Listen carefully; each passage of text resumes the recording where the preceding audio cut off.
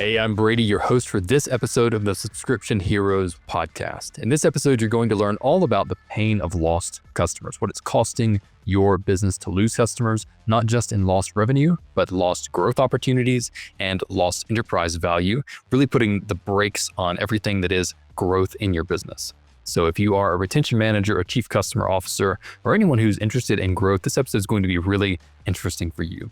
We're going to hear from Baird and Nick, the co-founders of Churnkey, where they've seen thousands of businesses and millions of customers leave those businesses. So they're going to give you some really great practical advice on what you can do in your business to stop the leaking bucket that is your churn, and things you can do today to increase your enterprise value and to grow like crazy.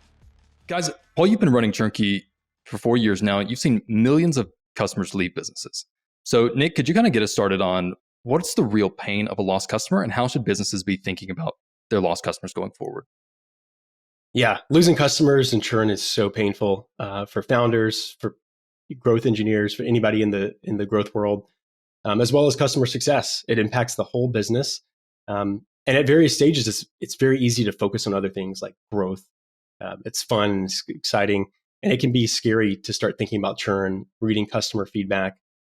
When you look at it through a business lens and you're just totally logical and objective, most people look at churn monthly, and it's not a really great way to visualize the full pain and impact of churn. So just to start off here with some numbers, if you look at it, let's say you've got 8% churn. What does that actually mean for your business? Well, if you have 8% monthly churn, that could be that you have to acquire 63% of your customers just to maintain that size. You've got to go back annually at 63%. But the better way to think about it is with 8% monthly churn compounding at that rate, you're going to have a complete turnover of all your customers in 12 to 13 months. So you're basically starting from scratch every year if you have 8% monthly churn. Yeah, and that's horrifying. Yeah. And Baird and I had been there before, and that's why we built Churnkey through our last business. Baird, do you want to talk about that moment maybe where we realized there's a pretty big problem here? Yeah, I think it's pretty common we were first-time founders. It was our first business, subscription SaaS business that served podcasters, ironically, while we're sitting here on a podcast, and other content creators. And we were just obviously obsessive about growth because with your first business, that's all you can think about is getting it off the ground and going. And so you just get into this habit of doing nothing but focusing on growth. And I think it happens to a lot of first-time founders that they don't really understand that growth is churn combined with new subscription acquisition, and growth is what's left over when you kind of put those two things together. And we were growing and just high-fiving constantly, virtually, of course, while we were just hitting all these MRR milestones, and then all of a sudden just plateau. It's almost like the brakes got put on. We're like, what is happening? Why is the business slowing down to a halt all of a sudden? And we realized we were running about 14%. I mean, we knew we were running churn. It was in our dashboards. We saw it, but it doesn't really hit you until you see that growth plateau happen. And then you start digging in, founders are great problem solvers. So you eventually dive into it.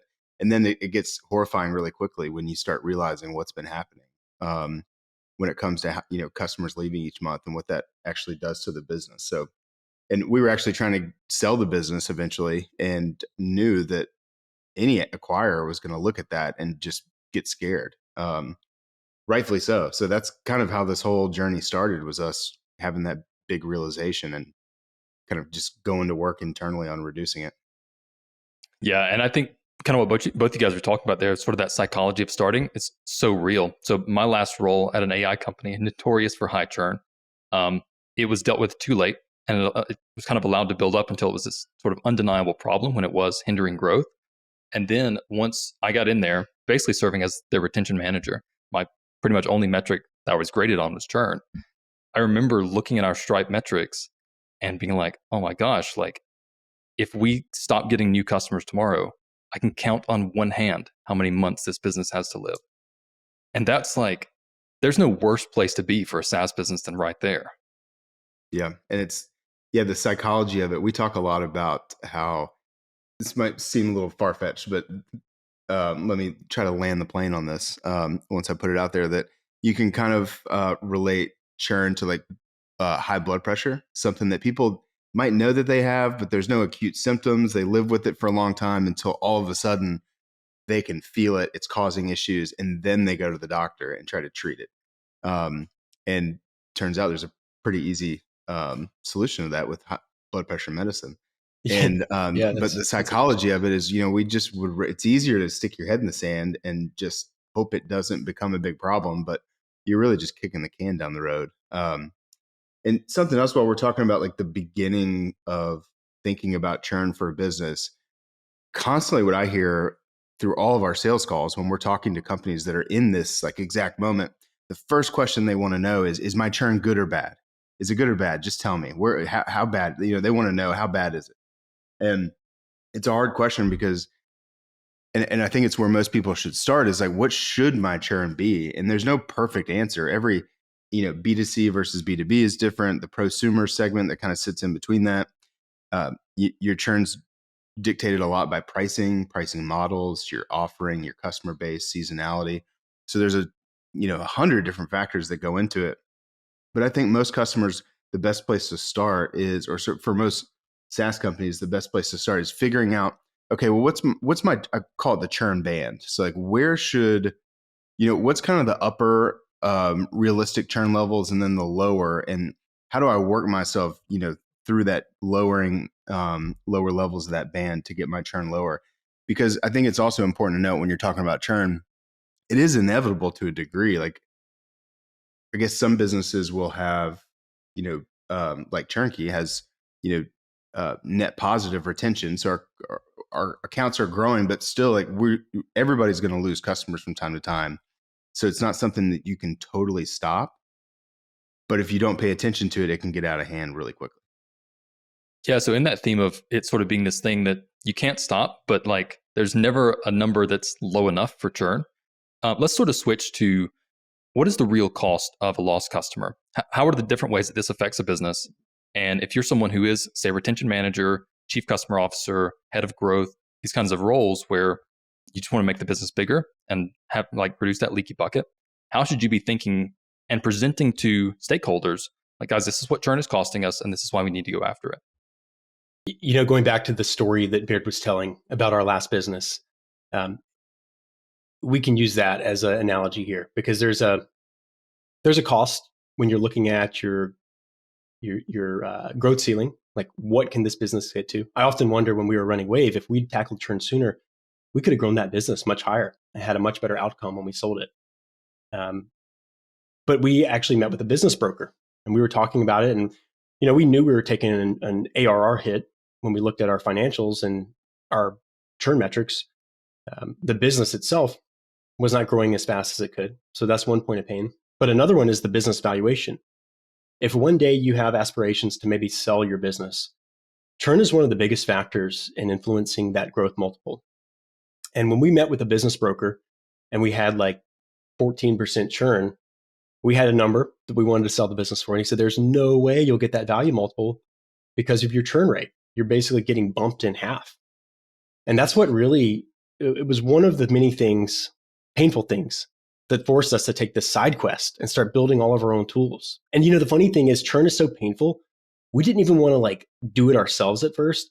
We were trying to like outsource it. So we spent a fortune on a consulting agency, and they were like taking us through onboarding issues. And onboarding is great. There are all these different, it's kind of like the blood pressure example. The silent killer is what blood pressure is referred to, by the way. High blood pressure is a silent killer. Churn is a silent killer for SaaS businesses.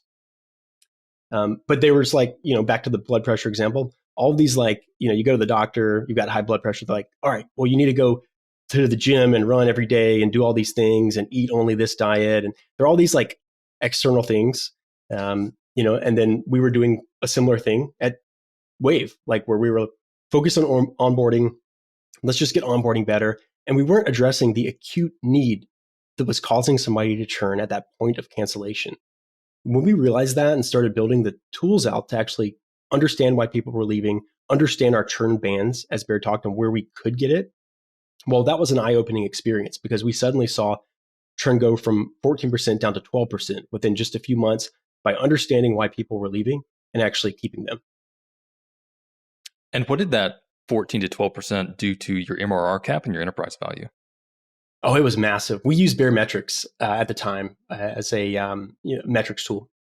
And they had a really cool simulator where you could look at what is your forecasted growth over time based on your current stats.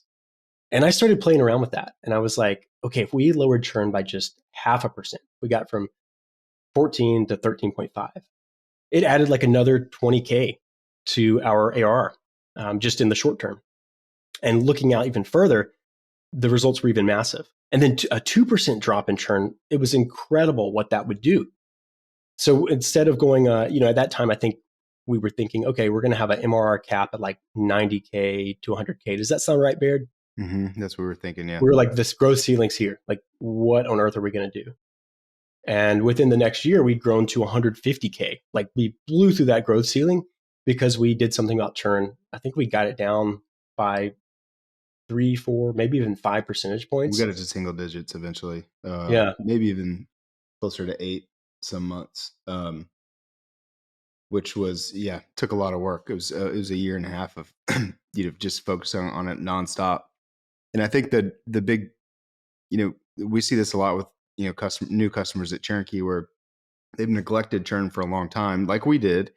And then all of a sudden, I always say that churn is never the most important thing. It's never the first priority for a company until all of a sudden it's the only priority. It's the only thing that matters. Once they realize it becomes a big problem. Everybody realizes it. And then leadership sends everybody on a big quest. Like, we're going to do nothing this month but focus on churn, which is great. It's the same thing that we did. But what we really got good at was working on churn indefinitely and iterating, learning, and figuring out how to solve it properly, because there's no silver bullet when it comes to churn. There's a lot of things you can do that make impact really quickly. But what we've seen that like great churn reduction at scale, it's all about these little tiny details and putting all of these small details together. That's how you really put a big dent in it. And I guess to go back to the cost of churn, one thing that was really surprising to me, I always knew that, it costs more to acquire a customer than it does to retain one.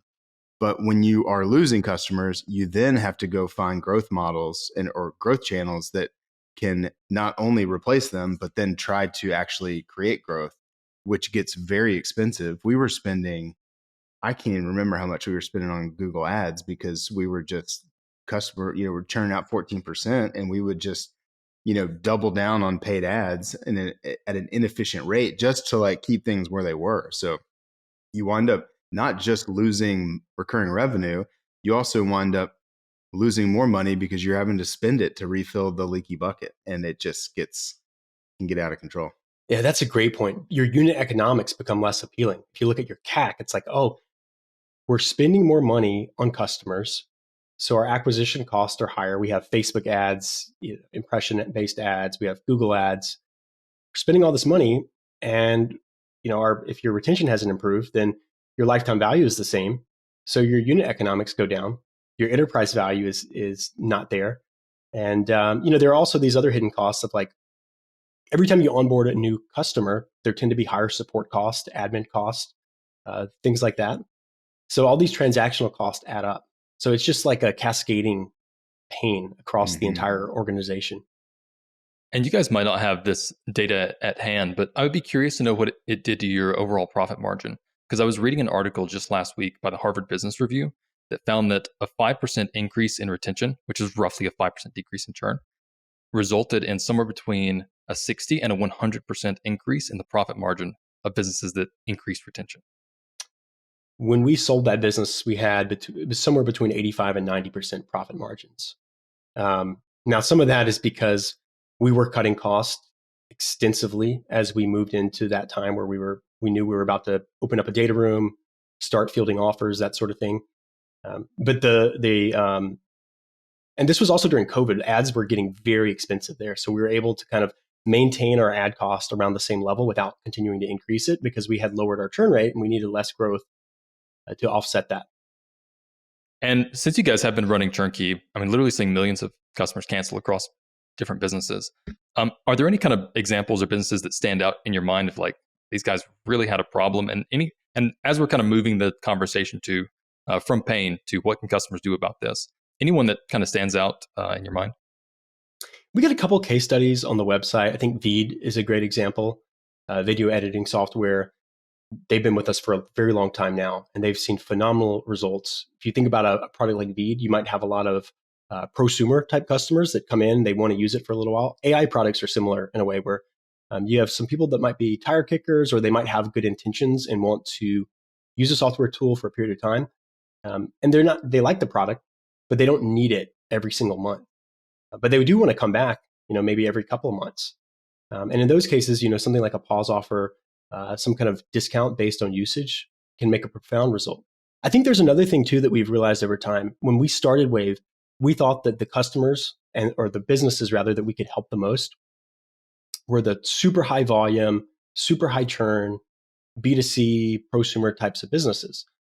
But the cool thing we've seen over time is that, while we serve a lot of B2B businesses that have low churn, like 2 to 3% per month, some of those businesses are saving literally millions of dollars a month through Churnkey. So even with like lower churn, the amount of revenue that we can actually recover, even with low churn, is extremely significant. So I think that's important to point out that even if you have a low churn, you can get it lower. And the larger you are, the more of an impact that can make.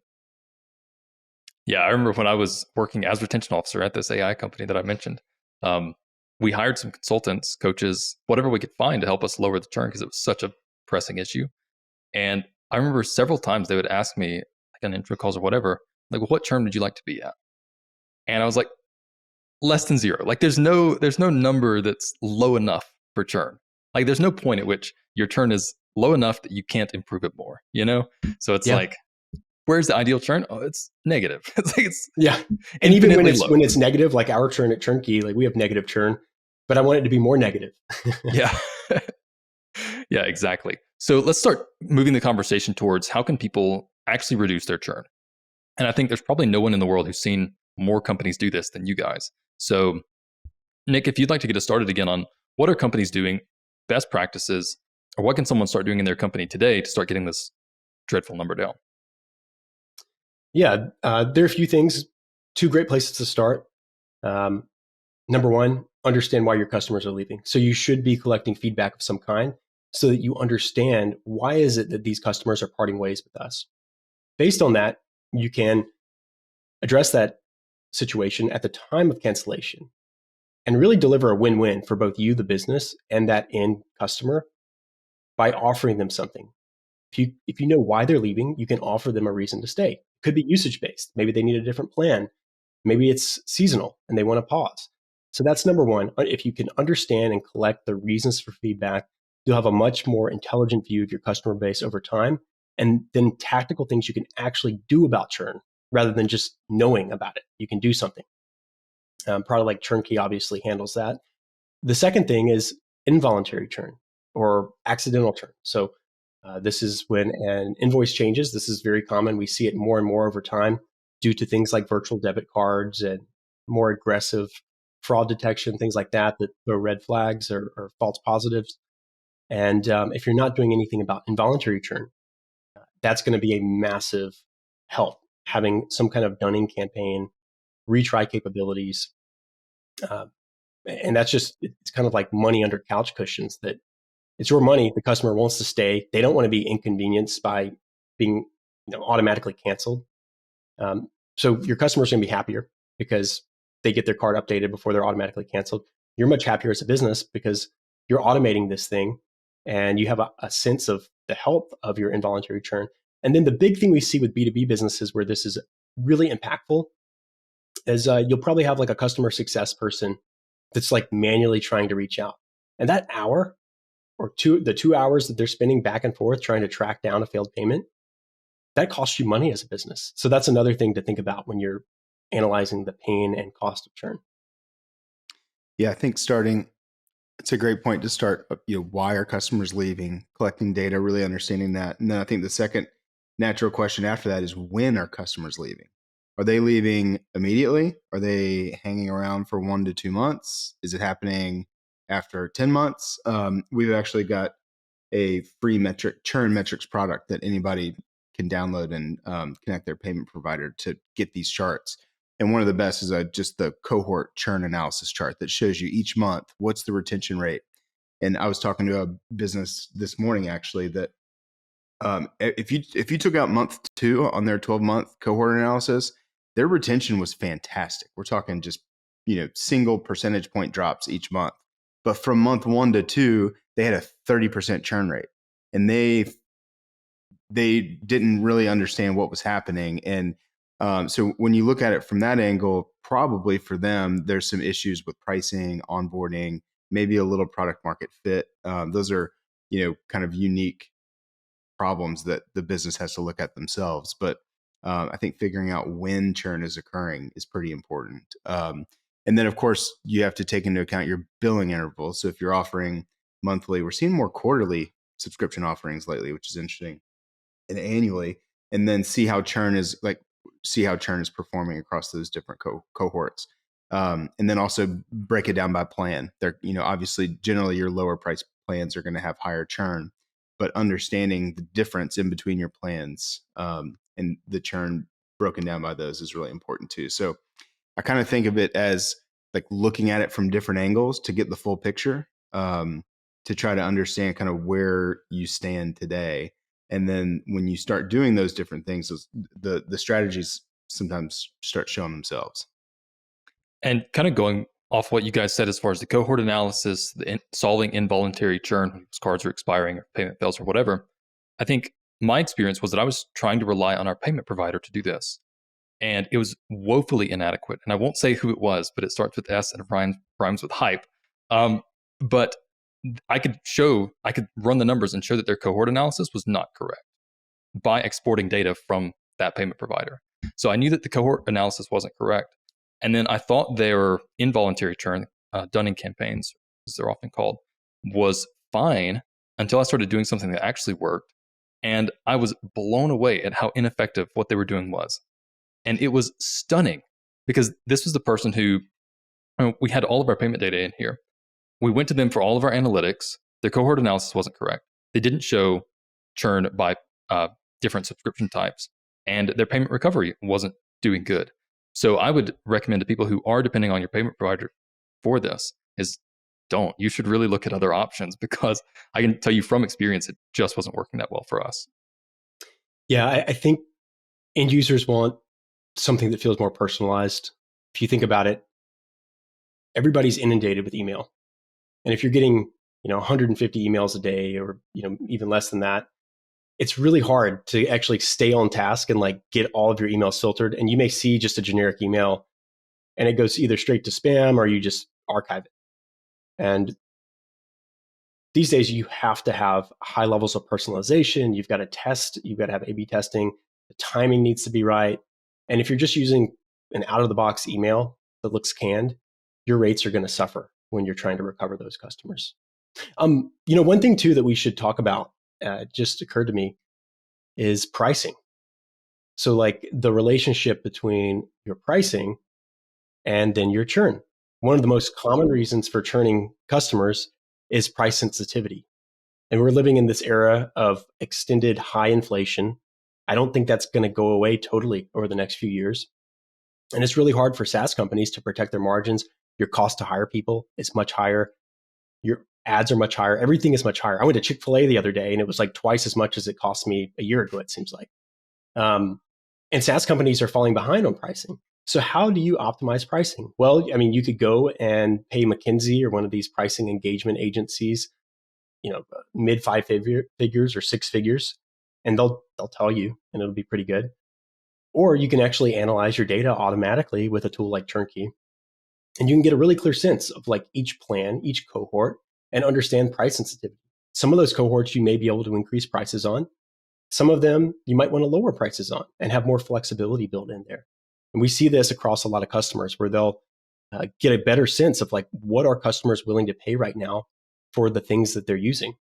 So it just gives you a much more intelligent way to run your business and handle the most important thing, which is what do you charge customers to use your product? I think pricing, the next thing that's most important after what Nick just said is your pricing model. So what we have seen is that your churn reduction strategies, a lot of it starts with what your pricing model is. And what I mean by that is, are you charging based on usage, features, seats, usage, like API usage, consumption? There's a lot of different types of pricing models out there for SaaS companies. And the way you try to retain customers really should be based off of that. So a real simple example, we talked about Veed earlier, which is any type of usage-based business that runs off credits. So credit usage where you get so many per month for your subscription. We have found that appealing to credit usage when a customer is trying to cancel is really important. A, reminding them, here's the model that you signed up for. B, here's how many credits you have left. And then here's, you're going to lose out on these. So, reminding customers that what they paid for and what they're going to miss out on if they actually cancel. Another good example would be if you are charging based on seats. And a lot of times when a customer's canceling, they probably, we've got a large email provider that does this, where when a customer goes to cancel, they actually offer to swap seats with another user. So instead of letting that plan cancel, you transfer the seat to somebody else that might want to use it. Which is another really effective strategy. So there's a lot of different ways to look at it, but I think start looking at your pricing model and kind of what the perceived value customers are hoping to get, and then kind of starting there when you're starting to build strategies. Yeah, so let's kind of get into sort of those more tactical nitty-gritty steps now. We've got sort of a broad overview. You have your voluntary churn, so someone goes to click a cancel button because of some reason. And then you have your involuntary churn, which is cards expiring or payment failed or whatever. So let's start with the voluntary churn. And I think you guys were kind of getting into some of the tactics that people are using to make voluntary churn better. But let's give people a high-level overview. What should their voluntary churn, so someone goes to click a cancel button, if you're a business owner, what practices should you be implementing to both collect that feedback, which you guys already mentioned, and then what? I would say, first of all, you really want to have hopefully already identified the common reasons for why somebody might leave. Sometimes this is intuitive. If you know your business, based on history that customers might be leaving because they're not using the product enough. There's a value misalignment. It could be a price issue, which is also a value-based reason. But sometimes it's just, you've got price sensitivity for a period of time. It's not forever. It's just right now. Other issues could just be that, somebody might have, varying degrees of also usage-based, but like technical reasons. Like, hey, we didn't get around to implementing or going live, in which case you would want to have a well-tailored offer to solve for that, like a trial extension. Somebody signs up, they don't get around to using it fully, so you offer them a trial extension. So the key thing here is identifying just a few common cancel reasons that represent most of your customer base. You don't want too many. That's overwhelming. But you want to capture 90% of the possible reasons within some kind of feedback form. And then immediately after that, they select a offer type. You want to tie that to something that will negate that churn intent. So offering them something that meets the reason for why they're churning and addresses that automatically. And then you want to measure that over time so that you can track the trends. You can see what's most effective. At Churnkey, we have sophisticated A/B testing. We have all sorts of tools to do this intelligently and maximize the amount of retention. But that's probably the starting point, I'd say. Baird, do you have any other thoughts there? Yeah, well, we see like a lot of customers or a lot of SaaS companies that come to us have built their own cancel flow that's static, which means that they kind of hard coded it themselves. And generally, what you see is a pause offer, a survey, and then a discount offer. Those three things, just like really basic. Every customer gets the same cancel flow, and generally, it's around a 10% recovery rate or save rate on canceling customers, which way better than nothing. So if you at least have that, you're going in the right direction. But when we see customers go from that 10% mark up to like 20 or 30%, they're doing what Nick mentioned. They're first segmenting their cancel flows, to make sure that each customer is getting the right flow, their annual customer, new customer, old customer by plans. and then they're personalizing it. They're bringing in data from about the customer, about what they've done, what they've accomplished, and reminding them what the value was, and then tying those things to an offer that makes sense based on what the customer has put in or seen. And then when you segment, personalize, and then some FOMO in the copy is always fantastic too. Is really, really effective. Which goes back to the psychology. When this is a little anecdotal, I guess, based on what I've seen or personally what I've done, but it seems when most people are going to cancel something, they're not thinking. It's a gut reaction. They see their receipt, they see the price point, and they run a little analysis in their mind. They're like, wait, I haven't watched Hulu in 8 weeks. I need to go cancel this. And they're not thinking about, well, what's on Hulu? What are the is there new content coming? Do I really need to cancel it? They're just like having a gut level human reaction. Like I got to cancel this as soon as possible. So a really great cancellation flow, I think, interrupts that pattern of kind of that autonomous response that the person's going through.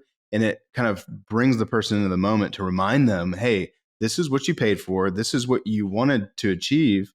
Here's how far you've made it. If you cancel, here's what's going to happen. Which makes it seem like a lot within a cancel flow, but it's actually can be delivered very concisely and quickly and effectively. So as I was mentioning, we have customers that will save between 30 and 50% of canceling customers when they put all this together in the right way. And yeah, and just to kind of go off on that on my experience. So when we first started doing cancel flows at the AI company, it was extremely simple to start. It was basically like someone clicks a cancel button and we're like, are you sure? And then from there, of course, many people said yes, but about 10% of them was like, no, actually, I don't know if they just wanted to click the cancel button for fun and see what would happen if we'd give them confetti or cookies, or I don't know. But yeah, even a very simple cancel flow that was basically like, do you really want to cancel? That started having some results, but then Baird, everything you just said, it was totally lines up with my experience. So we started with a very simple one, but over time, as we were doing A/B testing, it grew more and more sophisticated. And the kind of thing we settled on that we couldn't really start to beat that well in our A/B testing was you have sort of this initial offer. Somewhere along the line, you do have a FOMO. We were using a credit system. So we'd be like, hey, you're going to lose your 500 credits or 15,000 words or whatever. Like, you've already paid for these. Are you sure you want to cancel? Having some sort of cancel survey, like you guys were talking about, and then those customized offers. So if someone selects budget, we might offer them a hidden plan that wasn't displayed publicly, that was maybe half the price, but a little bit worse of a deal. So stuff like that. So when you guys are thinking of these offers, and this is the roadblock I ran into, was like, at some point I'm like, okay, I don't know what else to do. So sort of at a high level overview, what are sort of the best practices as far as offers? Like, what should every business consider using at some point? And what do you see usually being more and less effective than other things, if there is really any difference? Yeah, that is a great question. We're getting into the deep tactical cuts now. I would say one of the things that's most valuable is running A/B test. And if you're able to A/B test something like a discount, so let's say it's somebody at their core, it's a price sensitivity issue. They know that they've got a limited budget. They need to start cost cutting things that they may not need right now based on the cost. So what are you going to do as a business? Well, you have a few options. One is you could just let them leave because you don't want to give any discounts at all. But that's a lose-lose for both you and the end customer. But that's an option. Number two is let's offer them a discount of some kind. It could be a short duration. It could be long. When you're thinking about that, it's like you kind of have to know your customers, and that's why you want to A/B test. So you know, well, how much of a discount do we need? The minimal discount to offer them enough to stay. But how do you arrive at that figure? Well, you run an A/B test and you look at acceptance rates. And you could do one where you're offering 50% off for 3 months. You could do another where you're offering 30% off for a year. And it's better off financially to do the 50% off short-term discount if you look at it over a long enough time horizon. But you can make these really intelligent decisions as a business around, we're going to retain a customer, we're going to increase our LTV, and this is how we're going to do it. So that's just one example using a discount, the most obvious type of offer to keep somebody. But then it applies to other things too. You can A/B test trial extensions. How long do you need to extend a trial in order for somebody to come back and recognize the value to stay and convert from that paid trial to, a paid full subscription. Pause, also similar. Based on what you know about your customers, it may be 1 month, maybe 3 months. We generally don't recommend more than 3 months because then people forget that they were supposed to be paused in the first place. Yeah, that was totally my experience as well. So we were doing 3-month pauses, and we found disproportionately when people were doing chargebacks or disputes, it was people who'd pause for 3 months. They contact support sometimes, and they're like, "Who the heck are you guys?" Totally forgotten. So sorry to interrupt, but I found in my experience 1 to 2 months was perfect. It really does vary. It varies based on the type of business you have. If it's a B2B business, we find that longer pauses are fine. You're not going to get the chargebacks because you're dealing with a business that is like, okay, we'll have this again. And then if it's more of a casual consumer, they're going to forget, or they're going to, be like, oh, I got charged, I'm not going to use it, and they cancel. So yeah, for depending on the business, that's why you A/B test though, and monitor the financials to make sure that each offer is well tailored to maximize your revenue and increase the chances that that customer is going to stay longer, boost your LTV. One final thing that comes up a lot, Baird, you get this on every single sales call, I think.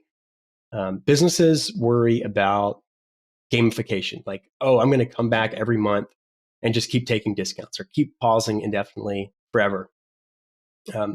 And we've addressed this. This is something that is built into our platform where you can have cooldown periods. You can have anti-gamification tools so that only certain segments receive that sort of offer. And that's the full power of having, not building yourself and trying to chase every edge case, but having a fully featured platform manage this for you, is you can solve all the problems that you're worried about with individuals gaming discounts or pauses or offers, and make it so that's not possible. You get one over this time period, or you only can get up to this many discounts. Yeah, and this is something that I believe we actually ended up, so we started using this, and then I think we turned it off because I think from a psychological perspective, there's something where like some people just like to get deals, and they will pay for something if they feel like they're getting a deal.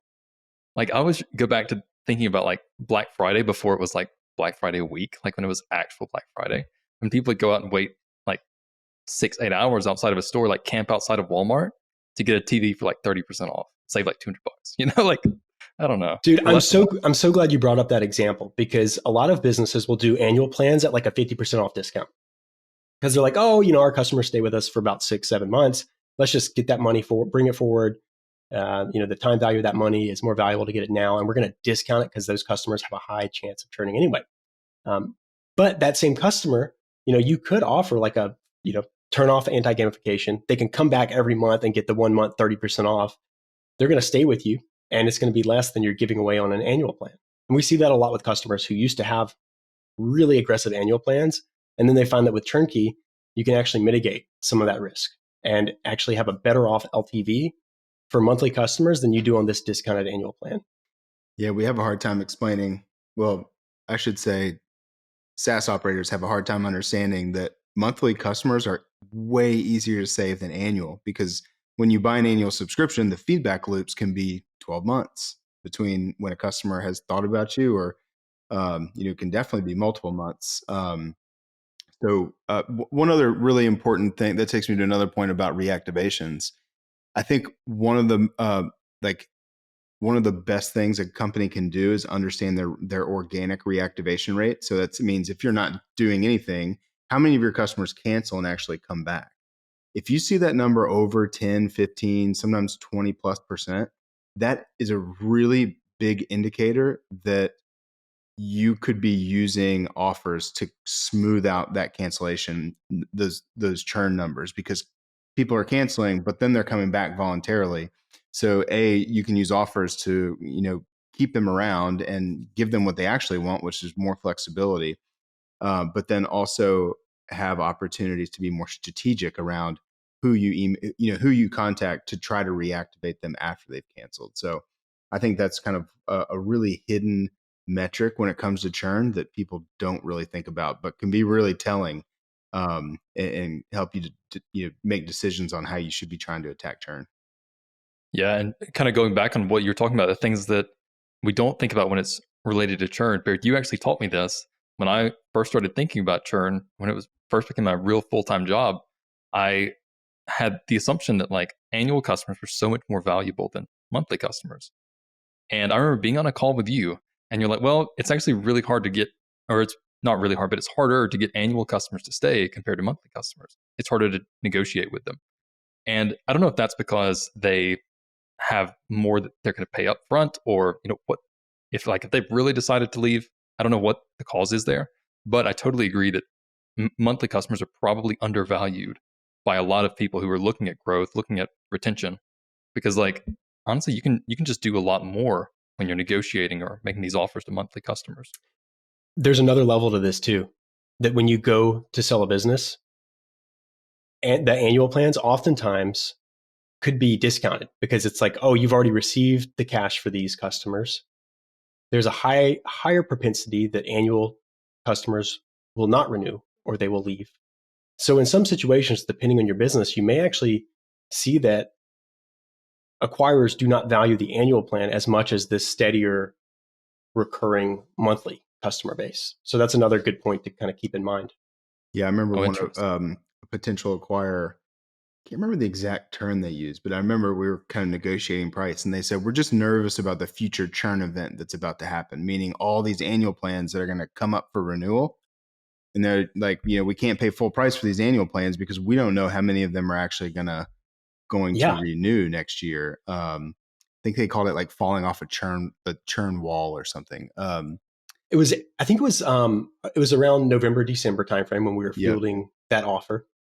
And we'd had a big Black Friday deal. It was like an end of year Black Friday thing. So maybe it was November. And it was like, they sent us the offer letter and we got on a call and we were like, what the heck happened? And he's like, well, a lot of these are coming up to renew. We need to see how these go. Wow. And that must have been pretty scary. Yeah, we were already nervous about it. And then we were more nervous because it's like, oh man, this could hurt. Yeah. Well, speaking of things people are nervous about, so as we're talking about these cancellation surveys, all these offers, it all sounds, I think, complex. Are there any legal ramifications or things people need to really be looking out for when they're making their cancellation process? And I think, Nick, you have a legal background, so you're probably good to start on this one. Yeah, I'm an attorney, but this is not legal advice. I have to throw that disclaimer out there. But yeah, it's an interesting area to me. If you look back over time and you think about the best example is the gym. So if anybody who's listening has ever tried to cancel a gym membership, you can't do it online. You got to go in person, and then you got to fax something to the owner of the gym, and the owner of the gym has to sign off. And, it's this, you might as well send it by carrier pigeon. It's so complicated. And the FTC recently has said, hey, there are a lot of problems out here with bad patterns and practices that are not consumer friendly, even predatory in some cases. And they've tried to address that with a ruling. Now, we will see if this ruling actually goes into effect. It's scheduled to in June. With an administration change, it may not happen at all. But it's out there in the zeitgeist now. It's important to be aware that states could still start to pass some of this legislation. California has some. That's not going away. So what do you do as a business to just make sure that you're compliant? Well, number one, if you don't have a self-serve cancellation portal of some kind, you have to have that. You absolutely have to have that. And a lot of companies are scrambling right now to do that. There's other language within the FTC guidelines and the new regulation around symmetry with the cancellation process. There's language around it needs to be as easy to cancel as it is to sign up. And the way that we've gotten our own FTC expert legal counsel to come in and really walk us through this. This guy's up in DC and he spends all day, every day nerding out on FTC rulings. And he was saying the symmetry thing, it's not a perfect measurement that they're looking for, but it's like, they know it when they see it. If it's a 3-minute sign up, it shouldn't take 10, 15 minutes to cancel, right? Like you shouldn't have to create a support ticket or an email. Even if it's online, you shouldn't have to go through all this hassle to do it. But if you've got a self-serve cancellation process, they're not going to be looking at it and saying, oh, it took 1 minute to sign up, it took 3 minutes to cancel. That's not what you need to be looking out for here. It's really about delivering a good user experience. And if you're actually dedicated to delivering a good user experience, you're not using dark patterns, you're not hiding cancel buttons, you're collecting feedback, doing all these things in the best interest of your customers and attempting to offer them something to stay, then you're going to be perfectly within the realm of compliance according to the construction of that statute. I think I'm glad you brought up dark patterns. It's kind of like it's not like the annual plans, but it's similar where we've had some customers that we've talked to and they're like, well, I'm not, but if I put a cancel button back in the app, my churn's going to spike. It's like, yeah, it is, but your reactivation rate's going to be better because people aren't going to be furious when they're trying to cancel their account. So I think it's worth noting that I think a lot of this legislation probably shouldn't be scary to business owners because it's really just reflecting what the market wants. Like we've been seeing this for a decade that consumers want control over their subscriptions and they want to be able to cancel online. And if you don't offer it, they're probably going to go complain on Facebook and tell all their friends about it, which is going to hurt your business even worse. So I think it's worth mentioning that everything that we've read about this legislation matches up with what we're seeing in the market of what consumers are wanting. So it shouldn't be a scary thing, wanting to provide a good user experience, like Nick said, to subscribers the way that they want it. Yeah, like one thing that we did that we found was really helpful for some businesses is email-based cancel flows. So like somebody doesn't have they don't remember their login or they don't have like a user portal. Well, businesses are able to have an email-based flow. So they just enter the email and then they get a link to a cancel flow. So it's about thinking through all those different cases for your customers, knowing what you know about them and doing right by them. Otherwise, you're going to have what Baird said. Those customers are going to give you bad word of mouth, bad reviews, unlikely to reactivate, and chargebacks, higher dispute rate, likelihood of getting deplatformed from your payment provider if that rate goes too high. Yeah, chargebacks are probably the single most increasing aspect of all of the churn when it comes to subscription payment providers. That I think it's another thing that it's becoming normal for consumers to think about or see subscriptions just be like, I'm just going to go through my bank and cancel it, and to make sure that it gets done because they don't trust the user experiences out there, which is something that we all of us operators need to do a better job of providing so that people don't do that. But yeah, Baird, that's a really great point too around like difficulty of cancellation versus chargebacks. Like it shouldn't be easier to file a chargeback with your bank than it is to cancel the subscription you're paying for. And some companies have made it easy, like Apple Card. I had to file a chargeback on that recently, and I hate chargebacks. So I felt like guilty doing it, but it was a service that I had actually canceled. And it was a service that I had to send an email support ticket to actually cancel, and it still didn't fall off. So I filed a chargeback, and it was so easy. Like it probably took me 10 or 15 minutes. But that's better than waiting around for emails with Apple's chat support. And I think that's also why chargebacks are increasing, is it's getting easier to file these. Yeah. And just to clarify for anyone who isn't sure, so if someone has sort of this offboarding procedure you guys are talking about, where someone clicks a cancel button, they get surveys, offers, everything that can be done within like a minute, 2 minutes max. They're still, the business that's running that is still on the right side of the law. They don't have anything to worry about. Yeah, not legal advice, but yeah, they don't have anything to worry about. Okay. And also we have we track time spent on cancel flows. We have session recordings and things like that. Customers can actually, the businesses we serve can actually go back and they can see, are there any dark patterns or issues with the cancel flow? I think 48 seconds was the average time spent, which is, less than a minute. That's pretty fast. And a lot of times we see customers that it's not like that's how long it takes to get through it if you really want to cancel. For sessions where somebody really wants to cancel, it's just no, cancel. 15 seconds, and then other ones where it does go a little longer is when they're really deliberating. And you can actually watch the session and say, oh, they're considering this pause, they're waiting, they're wondering, is it worth pausing and retaining the subscription? So that's another important thing when you're looking to be compliant. It's just making sure you understand, what's the feedback we're getting around our cancel flow? Are people upset about it? Do we need to change things? With a product like Churnkey, you can do this really simply on the fly and push changes live immediately so that you've made it easier within 5 minutes of editing a cancel flow. Okay, well, that's really cool. And I'm sure that puts a lot of hearts at ease because no one wants to be on the wrong side of the law, especially someone who has no legal background. They just want to run their business. They just want to make some money, do good for their customers and so on. So I think we've pretty much talked a lot about voluntary churn. Let's go to involuntary churn kind of in our last few minutes here. Involuntary churn. So first, could one of you go ahead and let's define that again because it's been a few minutes since we've talked about it. And then maybe talk about some best practices, what you're seeing businesses do that's really lowering their involuntary churn.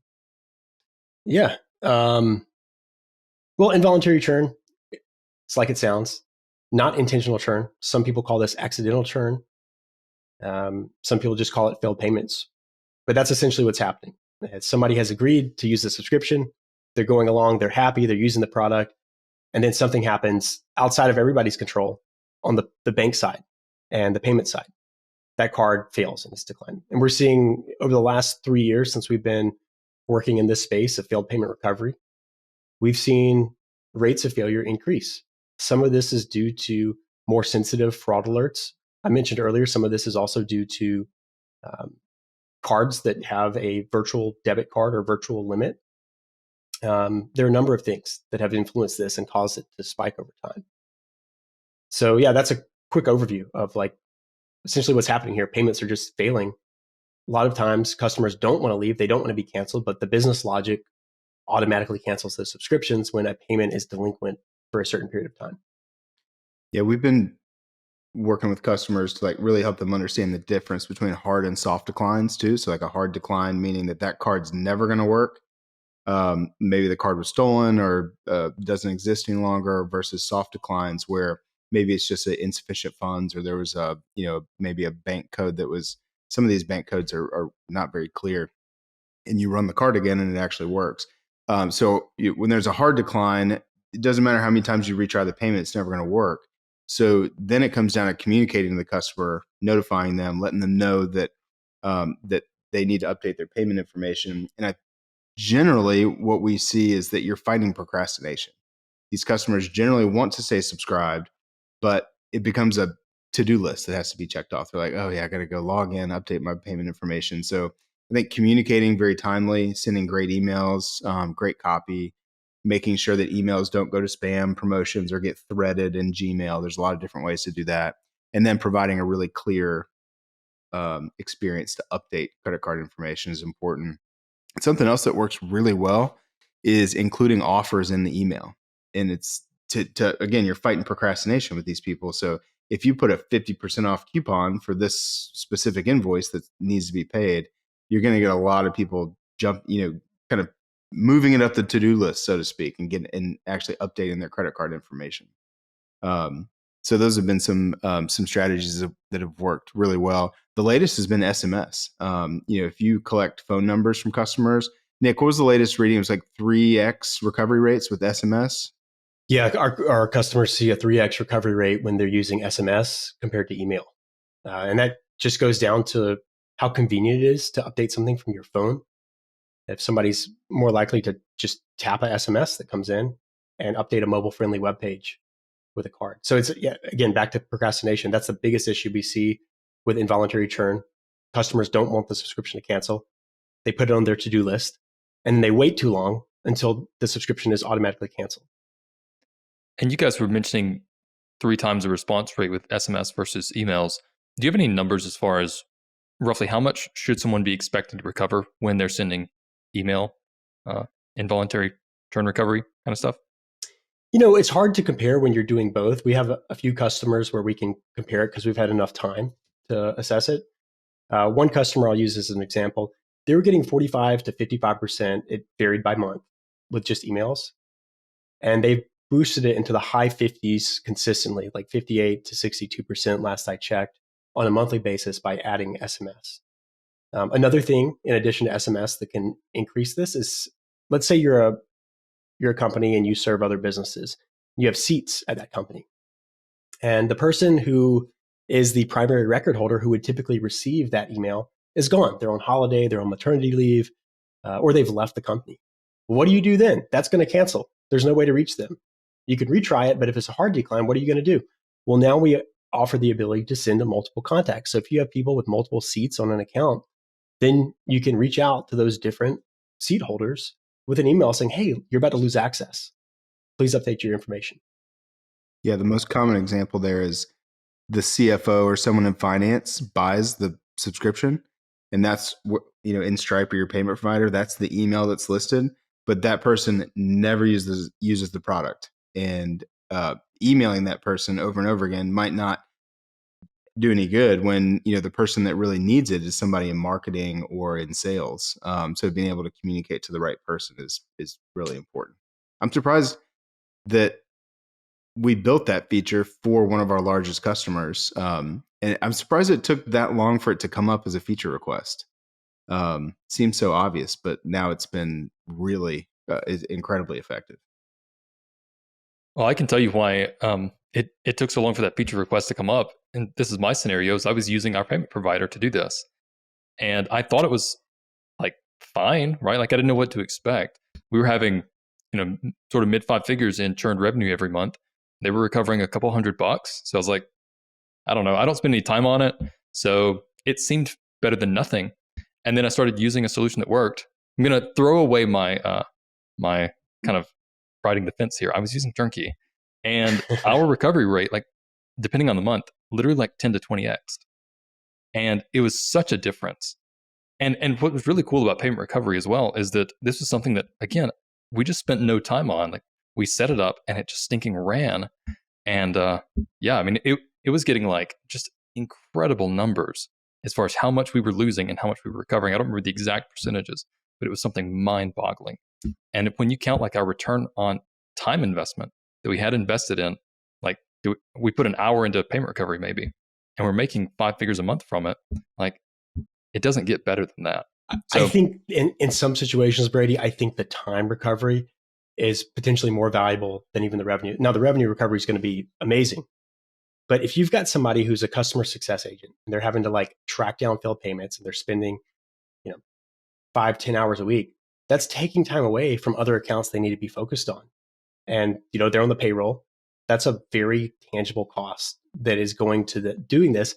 And the other thing we've seen is that the automations that a platform like Churnkey has will actually beat and outperform a CS agent or a dedicated person who tracks these down, because that is the only job of the platform, is to, in a machine-like customized fashion, recover these. Whereas a person is going to get distracted trying to chase payments down. They're not going to be as consistent. There's that human error element. So I think that's an important thing to point out, because a lot of companies just throw a person on it and say, hey, go fix this, go chase all these down. I think it going back to like what consumers or what the market expects. I think automation is what consumers expect. They don't want to talk to somebody. You get an email from some random person that's telling you to update your payment information that, and like, even though it is maybe personalized, like, wait, who is this person? Am I being phished? Is like, what's going on versus, something from the business that's very kind of transactional and seems fast and automated is going to be something that I would personally much rather interact with than feeling like I have to like have an actual conversation with somebody. So again, going back to some of these legislations and kind of what people are, what the market expects, I think this fits in line with that as well. Yeah, you're totally right. Having actual conversations is the worst, except for this one. This one was really great. Thank you guys both for your time. I think we've covered a huge chunk of churn. Of course, there's still a million things that people can still do to lower their churn. So anything you guys want to wrap up with as far as what people should be doing, and then where can they find you guys? Well, you can find both of us, our names, Nick and Baird, at churnkey.co. We're both on Twitter with our first and last name too. Not as active on there as we used to be. I guess that's a good sign that the business is busy and we don't have as much time for distractions. And it's a new year. Like a lot of companies, this tends to be our busiest time of year, where everybody is like, oh, wow, new year, we got to do a churn resolution. There's really like no better time though to start recovering is now. Like stop procrastinating on your churn problems and do something about it now. And we're happy to meet and talk. And, we're not going to do a high pressure sales pitch or anything, but this is what we do. It's all we do. We love talking to businesses about churn because we've been there. We know the psychological impact that churn has. It's negative. And sometimes we see ourselves as like, churn therapist, if you will. We love to talk about business and talk through problems. And if we can help with the platform, we'd love to do that. Cool. Baird, any closing thoughts? I think I think just to wrap up, if I had to just give one sentence summary on churn, it's just don't avoid it. Don't hide from it. It's there. You might as well just face it. I think good operators don't look at problems as painful, but look at problems as opportunities to grow. And I think that's what churn is. You get closer to your customers. you better understand what they're really looking for based on what they didn't receive or didn't think they received. So it doesn't seem fun, but there's just nothing but good things that come from tackling churn head on, similar to any New Year's resolution that everybody's trying to do right now. The best way to do it is just to get started. So that's my wise words of the day. But yeah, find us on Twitter, LinkedIn. I think I'm still the only Baird Hall on LinkedIn, so you can find me there pretty easily. And yeah, we'd love to chat with anybody that wants to talk churn or retention. All right. Well, thank you guys for being here. And everyone else, thanks for listening. Yeah, thank you, Brady.